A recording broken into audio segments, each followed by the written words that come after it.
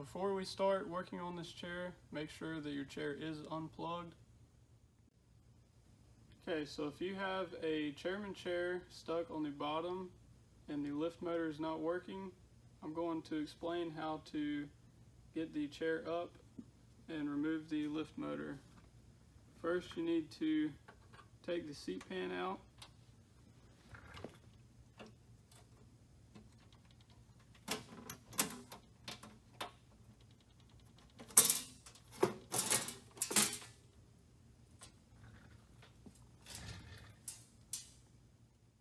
Okay, so once you have your seat pan removed, you're going to want to remove the traverse motor.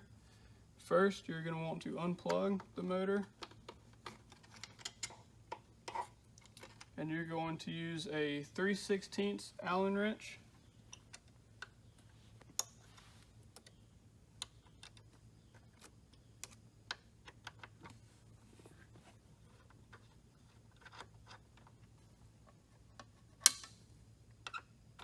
You're also going to want to support the traverse motor so it doesn't fall to the bottom of the chair. And lift the motor out, set it to the side. Now you're going to use a 7/16 ratchet to remove the traverse stop switch.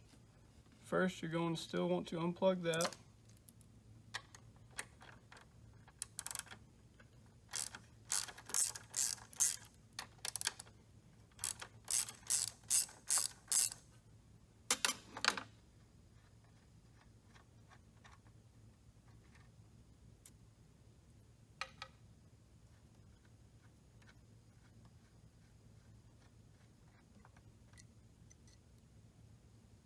Set that over to the side.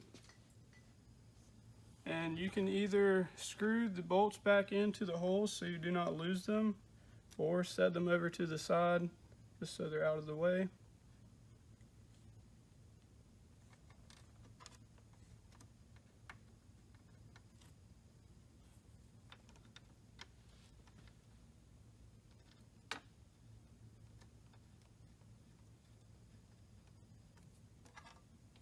Same thing with your tools. And then you're going to lift up on the toe board, and there's a square plug with a metal bracket holding it in. Going to want to unplug that and lift it up, keep it out of the way. And for the next part, you might need an extra pair of hands to help lift the chair top off. So whenever we are sliding the chair off, you're going to want to slide the top of the chair towards the back. This is the best way possible to slide it off.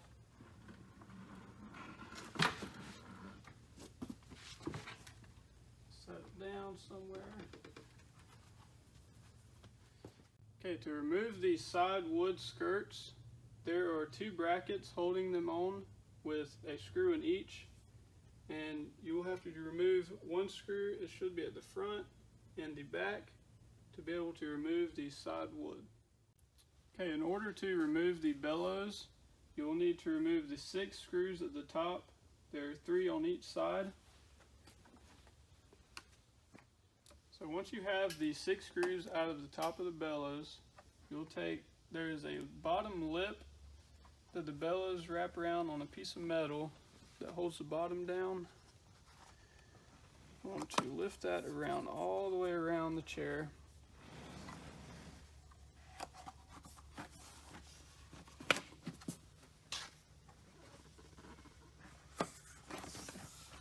Then you can lift the bellows off.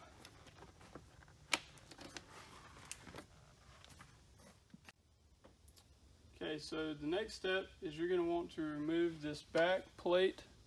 Going to be 2 flathead screws at the top and 2 7/16 hex heads at the bottom.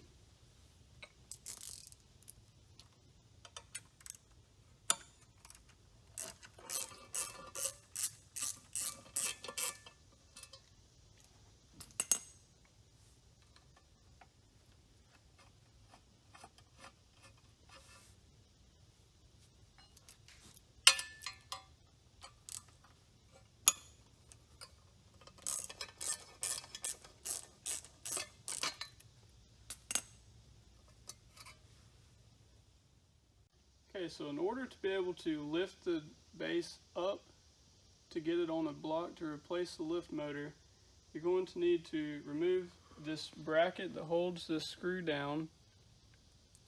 And first you're going to need to make sure your brake is loose so your chair can spin. And then remove these two Allen head bolts.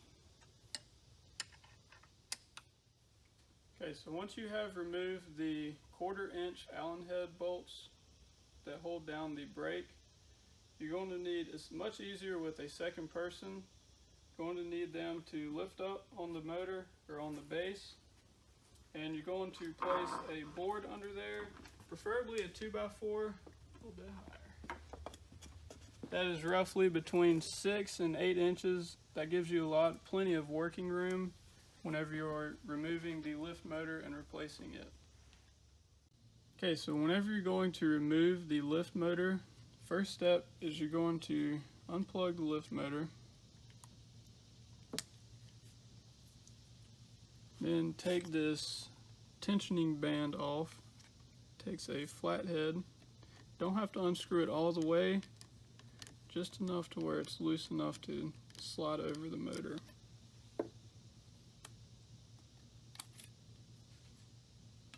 Then you're going to take a 3/8 nut driver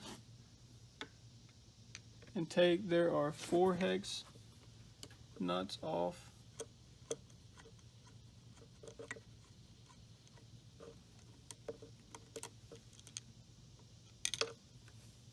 There are also a lock washer underneath every hex nut.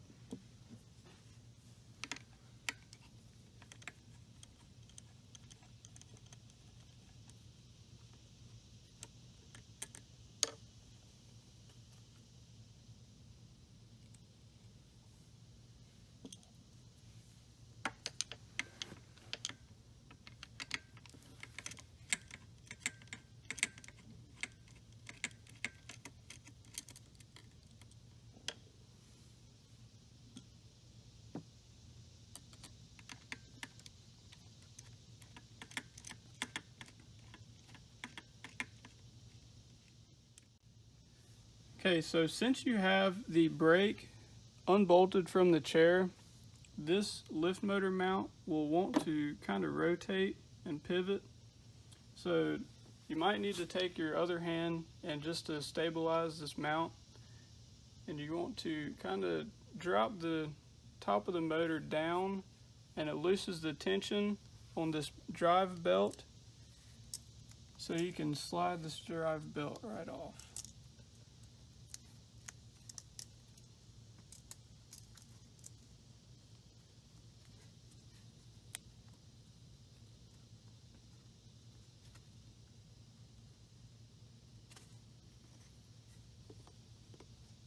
Once you have the belt off, you can pick the motor up and slide it right off of those studs. For more information, visit www.exceldentalparts.com.